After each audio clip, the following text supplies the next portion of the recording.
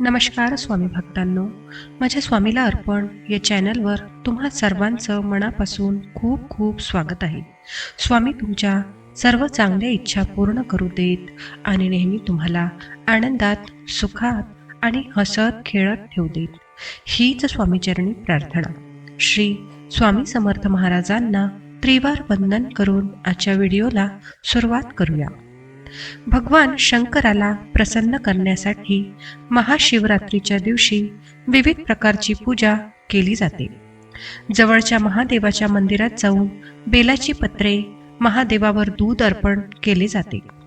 अशा विविध प्रकारच्या पूजा आपण महाशिवरात्रीच्या दिवशी जवळच्या महादेवाच्या मंदिरात जाऊन करत असतो.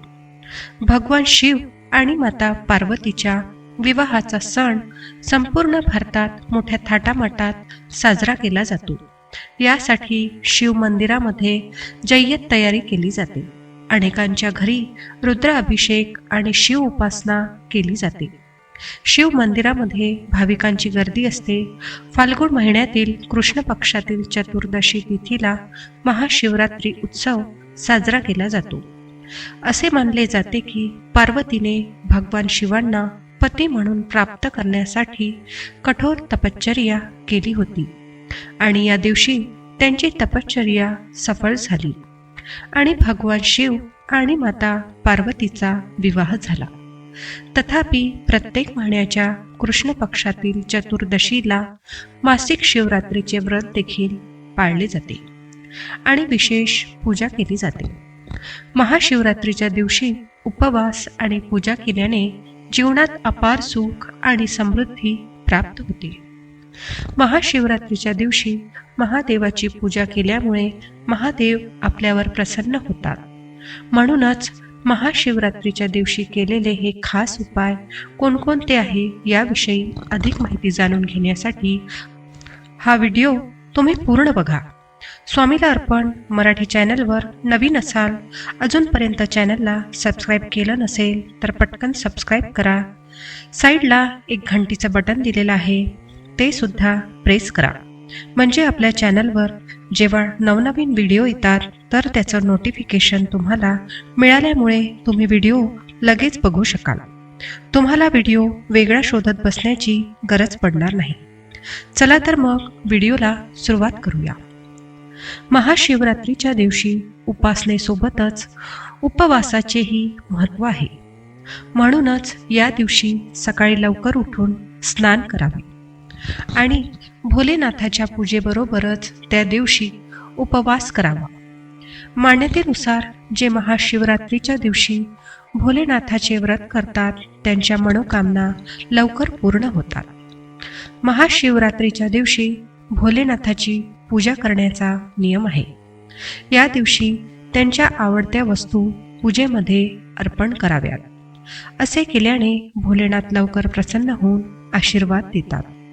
पूजेमध्ये अक्षता, चंदन, गंगाजल, बेलपत्र आणि दही तसेच पांढऱ्या फुलांचा समावेश करणे शुभ मानले जाते.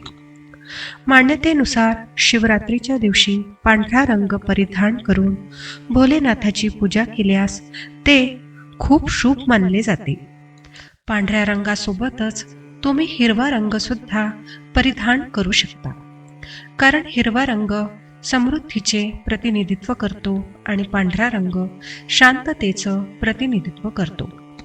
जर तुमच्याकडे या रंगाचे कपडे नसतील तर स्वच्छ कपडे घालून पूजा करावी. महाशिवरात्रीच्या दिवशी शिवलिंग घरी आणणे खूप शुभ मानले जाते. असे मानले जाते की महाशिवरात्रीला शिवलिंगाची पूजा आणि अभिषेक केल्याने घरात सुख आणि समृद्धी येते. या दिवशी शिवलिंगावर उसाच्या रसाचा अभिषेक केल्याने तुमची मनोकामना तर पूर्ण होतेच, पण गरिबीही नाहीशी होते. यासोबतच महाशिवरात्रीला भगवान शिवाला घंटा अर्पण केल्याने धनाशी संबंधित समस्यापासून मुक्ती मिळते. महाशिवरात्रीच्या दिवशी पती पत्नीने मिळून शिवाला बेलपत्र अर्पण करावे. त्यामुळे त्यांचे वैवाहिक जीवन आनंदी होते. एवढेच नाही तर शिवरात्रीच्या दिवशी शिवलिंगावर मधाचा अभिषेक केल्याने जीवनातील संकटापासून मुक्ती मिळते.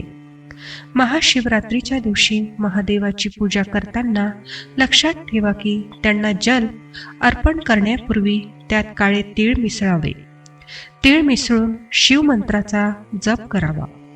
असे केल्याने भगवान शिव लवकर प्रसन्न होतात असे मानले जाते. महाशिवरात्रीच्या दिवशी भगवान भोलेनाथाच्या रुद्र अभिषेकालाही विशेष महत्त्व आहे. शक्य असल्यास या दिवशी दह्याने भोलेनाथाचा रुद्र अभिषेक करण्याचा प्रयत्न करावा. असे केल्याने व्यक्तीच्या आर्थिक समस्या दूर होतात आणि जीवनात प्रगती होते. या सणाला शनिदेवाची पूजा करणे शुभ राहील. याशिवाय शिवचालिसा आणि शनी चालिसा पठण करा. पूजेच्या वेळी भगवान शिवाच्या मंत्राचा जप करणे खूप महत्त्वाचे आणि शुभ मानले जाते. म्हणूनच महाशिवरात्रीला महामृत्युंजय मंत्रांचा किमान 108 वेळा जप करण्याचा प्रयत्न करा.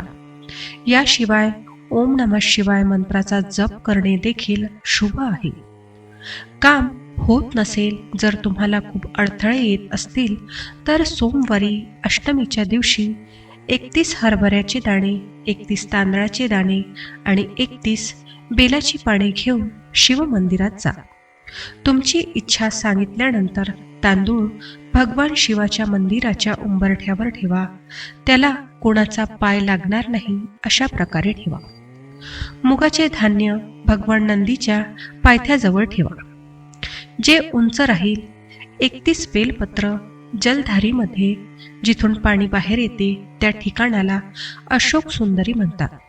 ती पाने तिथेच ठेवा. येत्या सोमवारच्या अष्टमीपर्यंत तुमची इच्छा पूर्ण होईल. मंगळवार आणि बुधवारी घेतलेले कर्ज कधीच फेडले जात नाही. अशा परिस्थितीत या 2 दिवसात कर्ज न घेण्याचा सल्ला दिला जातो. कर्जापासून मुक्ती मिळविण्यासाठी भगवान शंकराला मसूर अर्पण करताना ओम रणमुक्तेश्वर महादेवाय नमः या मंत्राचा जप करावा. त्यामुळे कर्जमुक्ती मिळते. अनेक वेळा असे घडते की एका दुःखापासून मुक्त झाल्यानंतर दुसरे दुःख निर्माण होते. जितक्या लवकर एक समस्या सोडवली गेली तितक्या लवकर दुसरी समोर येते. अशा स्थितीत प्रदोषाच्या दिवशी प्रदोष काळात 2 ठिकाणी दिवे लावावे. पहिला दिवा बेलपत्रीच्या झाडाखाली आणि दुसरा दिवा दाराच्या चौकटीबाहेर उजव्या हाताला लावावा.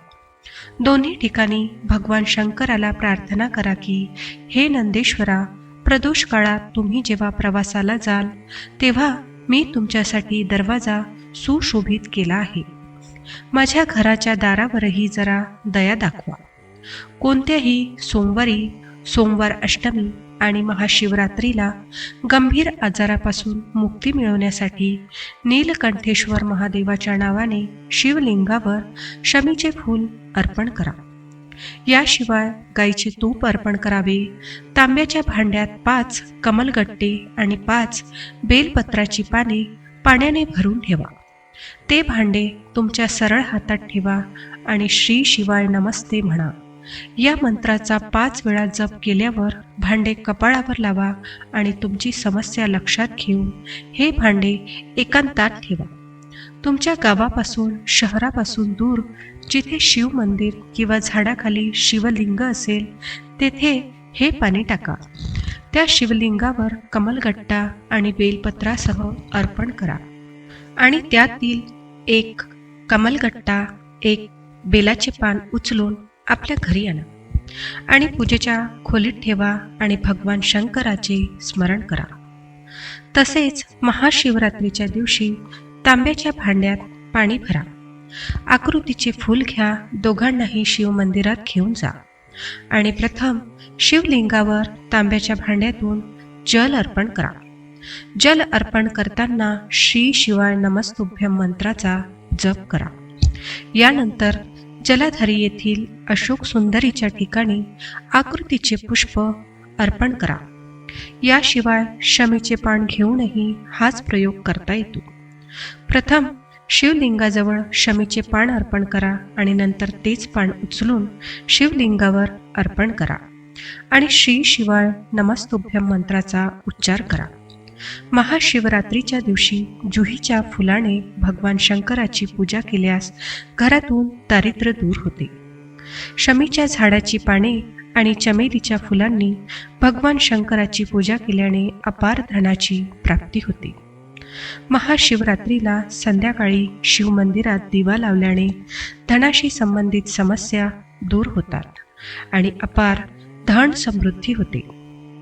सर्वांना माहीतच आहे की महामृत्युंजय मंत्राचा जप भगवान शिवाला प्रसन्न करण्यासाठी अत्यंत शुभ मानला जातो.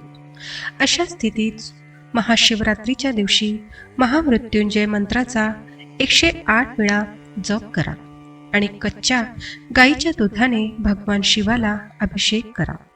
यामुळे भगवान शंकराचा आशीर्वाद प्राप्त होतो आणि जीवनात प्रगती होते आणि व्यक्ती सक्षम बनतो. तर मित्रांनो, हा व्हिडिओ तुम्हाला कसा वाटला मला कमेंट करून नक्की सांगा. व्हिडिओ आवडला असेल तर व्हिडिओला लाईक करा, जास्तीत जास्त लोकांना हा व्हिडिओ शेअर करा म्हणजे त्यांना सुद्धा ही माहिती मिळेल. चला तर मग आजच्या व्हिडिओमध्ये एवढेच. मी तुम्हाला परत भेटते अशाच एका नवीन आणि माहितीपूर्ण व्हिडिओमध्ये. तोपर्यंत सर्वांनी काळजी घ्या आणि असेच छान छान माहितीपूर्ण व्हिडिओ पाहण्यासाठी आजच आपल्या स्वामीला अर्पण चॅनलला सबस्क्राईब करा. धन्यवाद. श्री स्वामी समर्थ. जय जय स्वामी समर्थ.